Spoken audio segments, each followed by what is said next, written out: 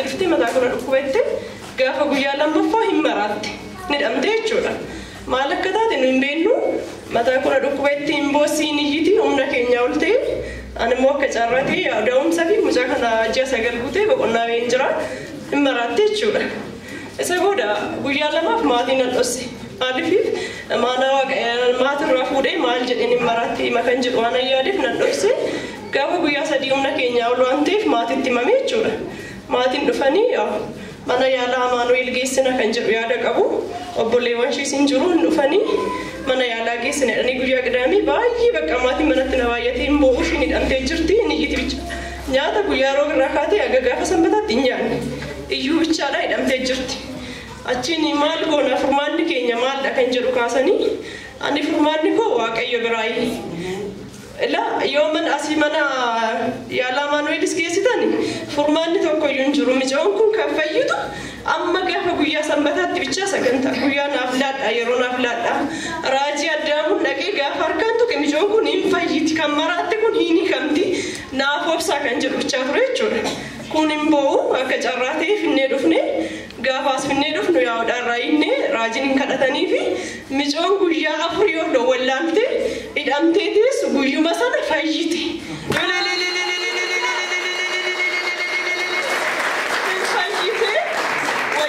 Jijjiirree galtee dhiqattee nyaatte Waaqayyoof yaa gadhaan raayinne raajiin hin kadhatanii fi mucaan guyyaa 4 yoo wallaalte hidhamtee teessu guyyuma sana fayyite.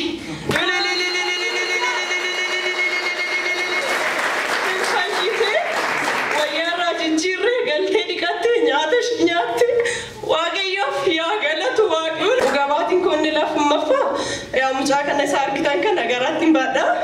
Ja'affaasaa fixee gara 7tti gaafa darbu torbeen tokko gaafa na dhaafu baay'ee na dhukkube bakka hojii oolee baay'ee na dhukkube sammuu kana baay'ee na gubaa dhagni koo na bobbokokeera akka carraa ta'e guyyaa kamisaa bakka inni hordoffiitti taasisu meeristoopsidha gara gootara jechuudha. Gaafa naqu dhiibbaan dhiigaa keetii daangiffiitiin oovarii ta'eera. Arraa kaastee garuu amma gaafa deessutti yoo Waaqayyo gargaare as ciistee hordoffii kasii taasisnu sana nagaan hin dandeessu naan jedhan doktoroonni. Maalinna baay'ee dhiibbaan dhiigaa keetii dabaleera. Kanaaf manatti galtee nuti keessaan qabnu naan jedhan. Maali yaa Waaqayyo amma immoo siin dhufee jedheen rakkoon qabu doktorra ani nan galan jedheen hin galtu as ciistaadha. Waaqayyo jira nan galaa dhiisaa kun hojii diinaati nan galan jedhee tokko tuttureen qaxxadeen galee gaafa ammas dhufu guyyaa kamisaatti sagantaa jira. Mana ciisee baay'ee boo'itini yaa da'umsaaf biyyaansa hojii 7 ta'e hin daama jedhama yaa karaa saayinsiitiin jechuudha. Ji'a 7 hin taane Waaqayyoon naa kenne homaayyuu hin godhu. Nan da'a kan jedhu kaayyoo kooti dhiibbaan dhiigaa yaa bal'isuun barbaadu mucaasa duraarrattis baay'ee na jeeqe nan da'a kan jedhu karoora koo keessa jira. Galgala sanaan dhufe jechuudha charchii. Mataan kun na guba miti nan maradha bakka hiishi na godhaanumayyuu jechuudha. Gaafa nas dhufu raajiin addaamu duuba kanan jira koottu naan jedhan. Na guba dhanni koo barii na dhiiteera. As taa'e teessoo kiyya kanarra jedhan. Achi nan taa'e naa kadhatanii hamaan hin bee hin yaadda'in nagaa dandeessa. Daa'ima nagaa deessa naan jedhan. Daa'ima nagaa deessa hin yaadda'in hin sodaatin naan jedhan. Akkuma isaan naan jedhan san dhugaa Waaqayyooti. Otoo koshitaa tokko hin argin ji'a sanaa kaasee hamma gaafa da'utti da'ee amma irratti daangiffiitii hin jedhamu hin jiru naan.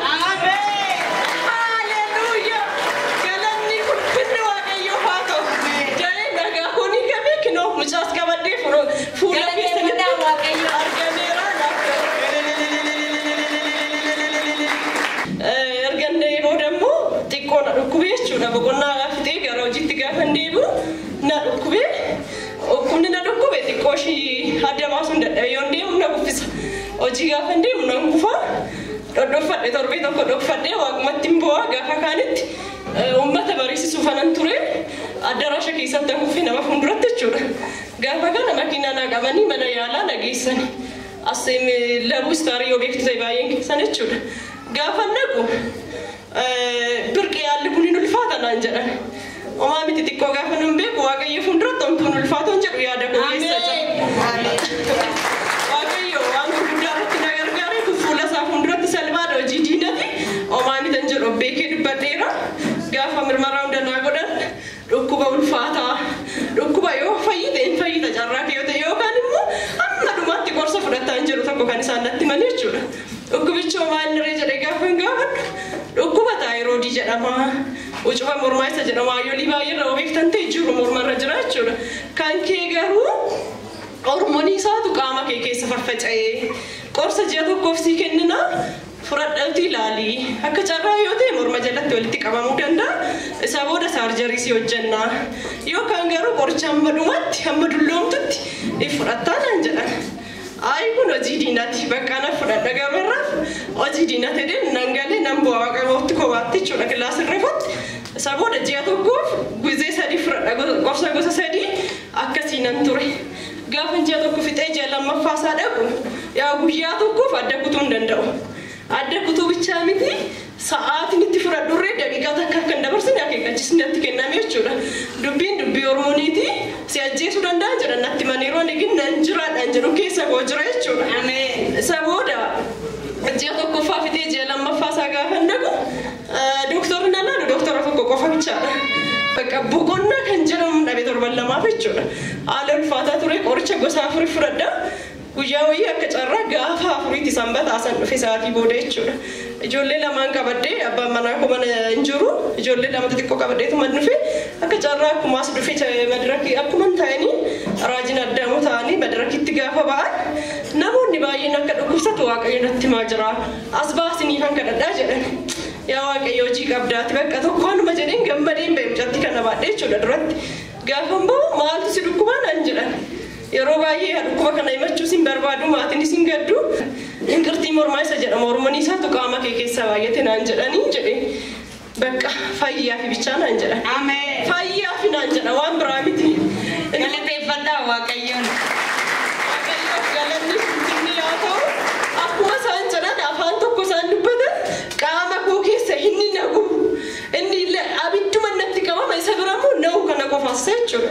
Asuma dhaabbadhee fayyina abiddi tokko na keessa darbe fayyina natti dhaga'ama. Jaluree isaa nan naqe kanas darbee yaa waaqayyo siif haa galatadhe sa'aatii booda chaarchii nan dhufineef maaddee akka carraa raajin naafu kadhatanii waaqayyo balaa tasaas na oolche hojja duree nan naqe gaafa naqu mirmaraa isaa yaa baay'ee ulfaataa sa'aatii hedduu fudhata gaafa na ilaalan dooktorri dura olii ganneeffatu sun kottu naan jedhe nan naqe birqee anchi normal lash naan jedhe. Ameen. Narraafe anis qaama koo keessa dhukkubni taayiroodii jedhamu hin jiru amaneera.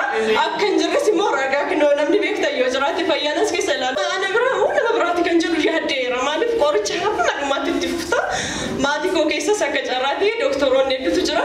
Isaan hin gaddu waan istiriisaa sirriitti beekaniif jechuudha. Istirii dhukkubicha ani ግን waaqayyo na fayyisa. Inni du'aa nama kaasu. Inni du'aatti lubbuu. Inni abidda keessaa nama baasu. Anas na fayyisa jedhee waan ana malee akkasumatti fayyi. Gaafa na laaluchi ragaa ishee kana laaf laate. Fayya. Gaafa jamaataa gara hojii koo deemammoo maaltu na mudata balaa biraa. Waaqayyo oolchadha. Ameen. Amma immoo balaa biraatu na mudata. Eessan deema lafti hojii koo goofaa Gabreelii Qeeraa jedhama aanaa jaarran jira. Gaafa manaa bee bakka lafa daqiiqaa 20-15 gidduutti maaltu na mudata balaa tasaa balaa konkolaataa jechuudha. Waaqayyo oolchadha. Taaksii gara jaarman deemu akka carraatti taaksiin guyyaa sana gaarmantiidha. Hin jiru ture bakka waan dhiibinsi hin jiru taaksii tokko argadhee nan seene gaafa deemu karaan banaadha. Fayyaa waaqayyo siif haa galatu warra karaan ittiin cuccufamne deemu biirootii immoo si barbaanne inni itti bilbilaa jiru. Bakka maabiraata hidhii akka darbe fuuchar timirti beektii gaafa hin ga'u bilbila naasaa jiraan. Uummanni si keessa jiru garuu jedha hunduuniyya. Gaafa akkasii duuban taa'isa dhumaarra jechuudha. Namni kan hundumtuyyuu niyya. Ani yeroo kan hin jedhe maali yaa waaqayyo tolchadha ammas balaa talaasaa na hojjeteetta arras immoo na ollaa kan jedhuufi Yesus man jedhu bichaadha jechi nani jedhu. Warri kun immoo jedhu. Makiinaan maaltu ta'e zigzaagii deema qilleensa. Akkasis deemna akkanas deemna fuuldurattis deemna namni keessa jiru hundisaa nama fuula tokko arguu hin dandeenye. Teessoon nu dabaddee walitti nu qabee jechuudha. Oduma akkasitti iyyuu namni niyyaa ani Yesuusin hin jedha. Waaqayyoof haa galatu lubbuun nama tokko odoo hin darbin. Konkolaataan odoo hin kufin. Hundi keenya deemnee Gabriela bataskaana wayii tokko jira naannoo sanitti dhaabate konkolaataan jechuudha. Isa booda maal jedhame jaarsa wayiiti jechuun abbaa koo ta'uun bukkee ta'anii Galchi biyya